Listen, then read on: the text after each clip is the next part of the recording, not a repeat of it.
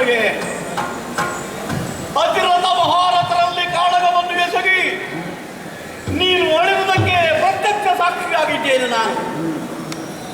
ಇನ್ನು ಒದಗಿದಂತಹ ಕಣ್ಣುಗಳು, ಅರಳಿದಂತಹ ಮುಖಮಂಡಲ, ಕಡಿಯಲ್ಪಟ್ಟಂತಹ ಕೈ ಕಾಲುಗಳು ಪದುಮ ವ್ಯೂಹವನ್ನು ಪ್ರವೇಶ ಮಾಡಿ ಅತಿರಥ ಮಹಾರಥರಲ್ಲಿ ಕಾಳಗವನ್ನು ಎಸಗಿದ ಆ ದಿನ ನನ್ನ ಕಣ್ಣುಗಳಿಗೆ ಕಟ್ಟುತ್ತಾ ಇದೆ ಮಗನೇ. ಒಬ್ಬನೇ ಹೋಗಿ ಹಲವರಲ್ಲಿ ಹೋರಾಟ ಮಾಡಿ ಅಸುನೆಯಿದ್ದು ನಿಜವಾಗಿಯೂ ವಿಶೇಷವೇ ಕುಮಾರ.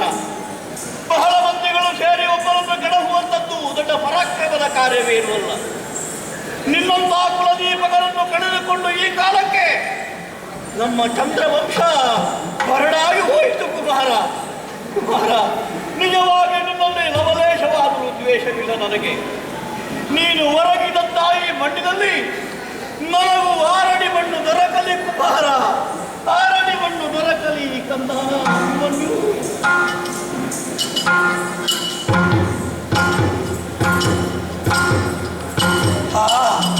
ಯಾರಿಗೂ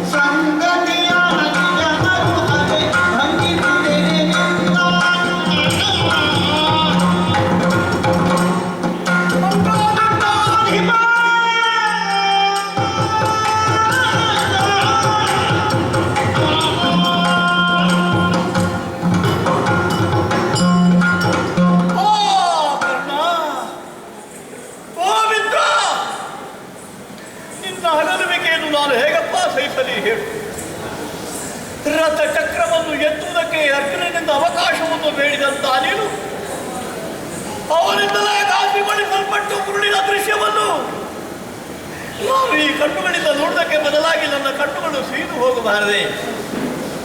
ಬಿಲ್ವ ಮಂಗಳಿಂದ ಮತ್ತೆ ದೊರಕಿದಂತ ನಿನ್ನ ಸ್ನೇಹ ಜನ್ಮ ಜನ್ಮದಲ್ಲಾದರೂ ಬರೆಯುವುದಕ್ಕುಂಟೆ.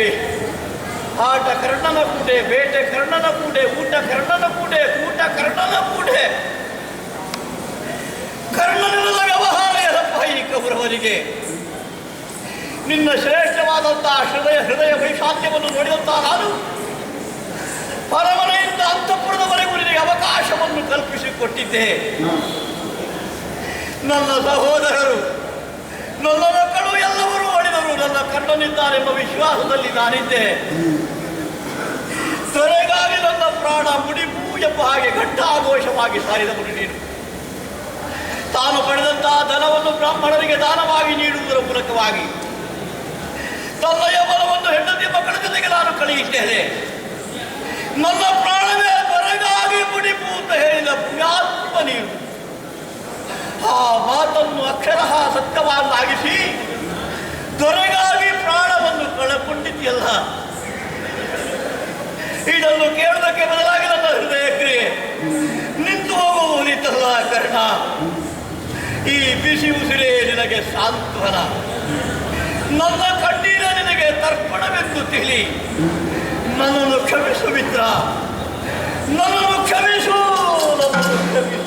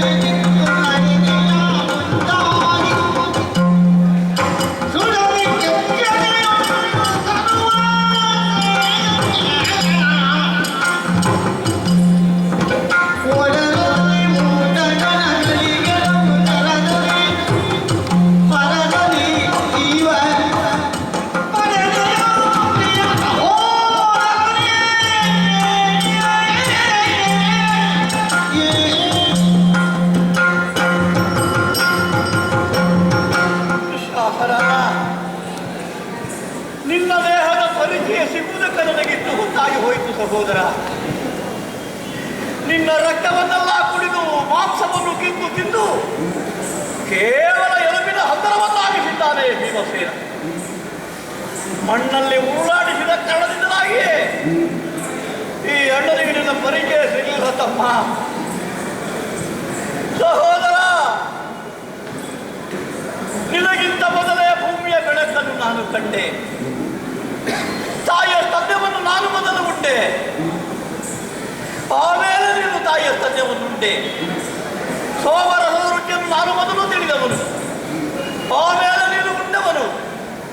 ಆದರೆ ಪರಲೋಕ ಯಾತ್ರೆಯಲ್ಲಿ ಮಾತ್ರ ಯಾಕೆ ನನಗಿಂತಲೂ ಮೊದಲೇ ಹೊರಟು ಬಿಟ್ಟೆ ಸಹೋದರ?